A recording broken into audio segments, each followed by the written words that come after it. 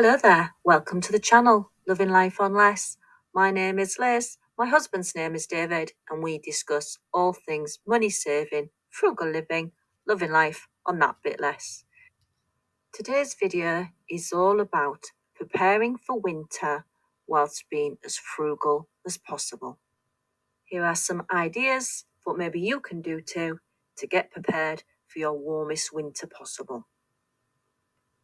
It's a really good time to purchase winter necessities while the temperatures are still on the summer scale.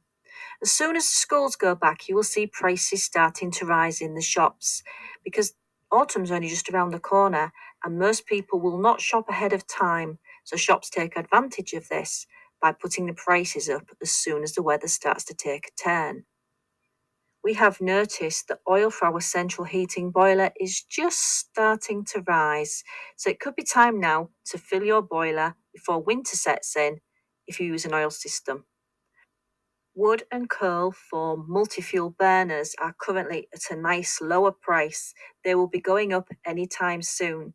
We got a large lot of wood this week for our multi-fuel burner, ready for the winter. We managed to get it at 10% off, which is a great price. But as soon as the kids go back, the prices will be going up. Shop around now while you can still get reasonable prices.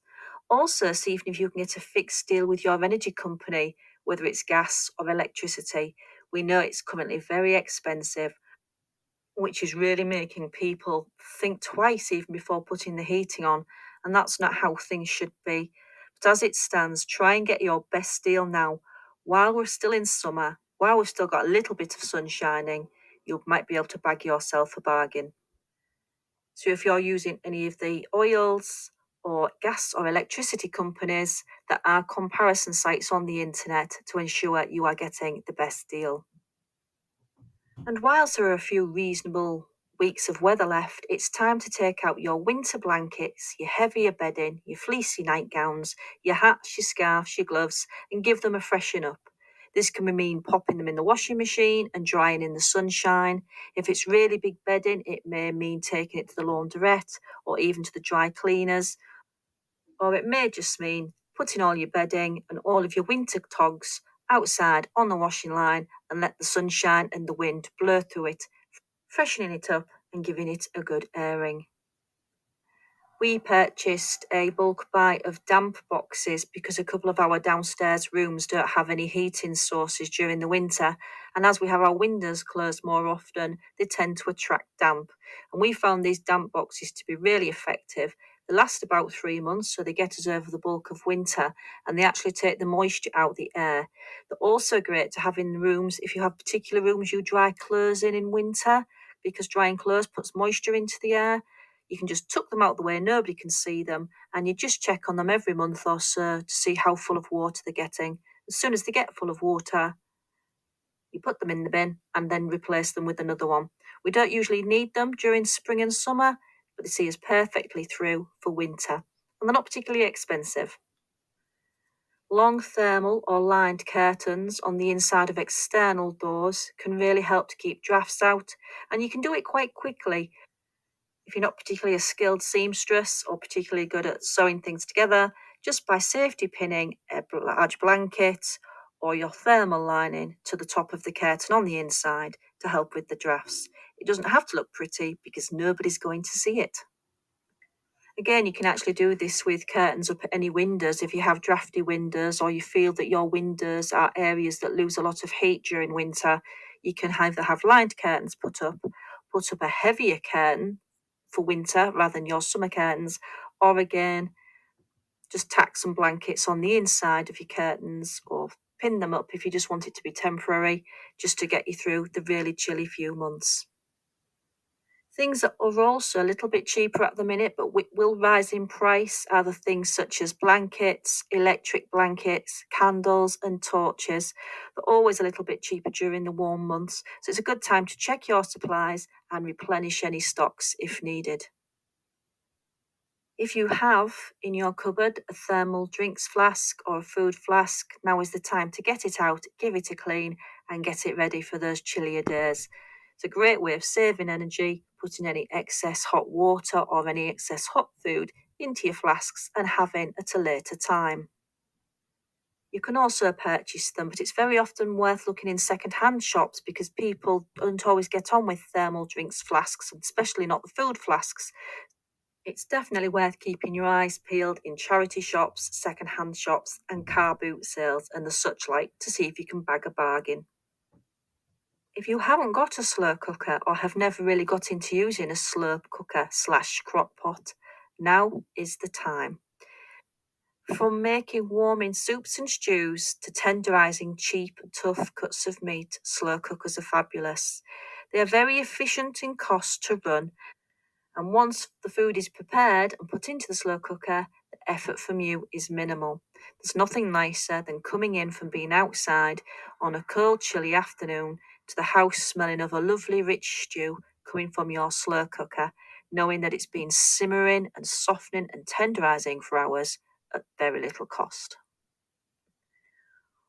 Having a hot water bottle for going inside your bed or on your lap when you're seated watching television or at your computer or reading is a great way of saving money and staying warm. And also is having a cat because they tend to find your laps particularly favourable on cold, chilly days.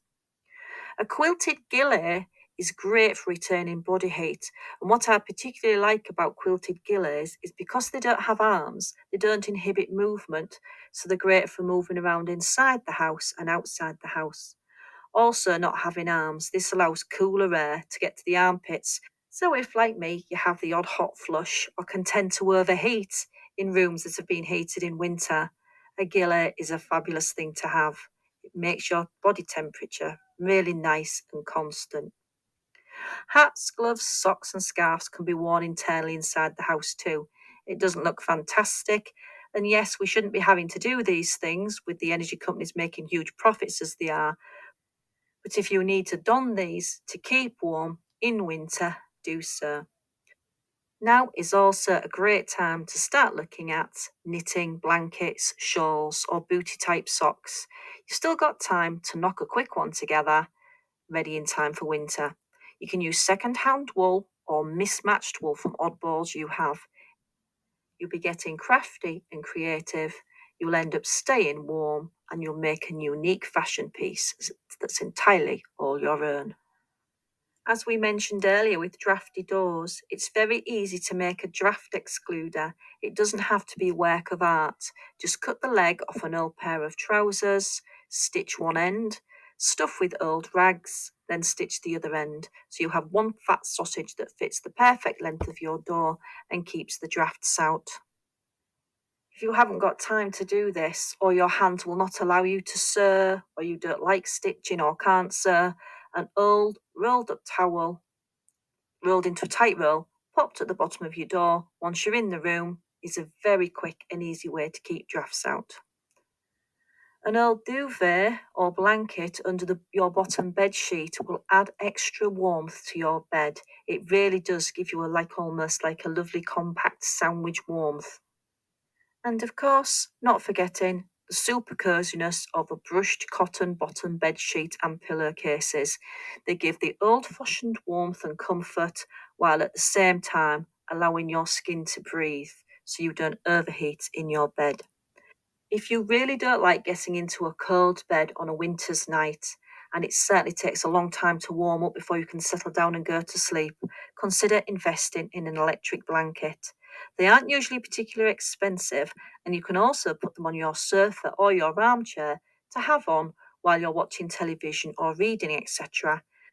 Just don't spill your tea, coffee, water on them. Don't get them wet because they are still an item that uses electricity and we don't mess with water and electric. Pieces of cardboard cut to shape, then covered in foil and slid behind your radiators will help reflect heat back into your room when your radiators are on. And start getting a few extra tins of warming soups, stews and pulses and rice puddings and things when you go shopping. Maybe even a few dry extra stores. They're great backup in case of power cuts, bad weathers, illness. They are perfect winter warmers.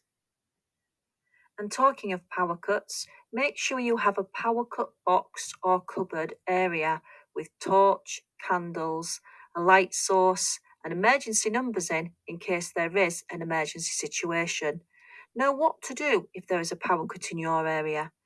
If you need electricity for medical equipment, ensure your electricity distribution network knows so you can be put on their priority register.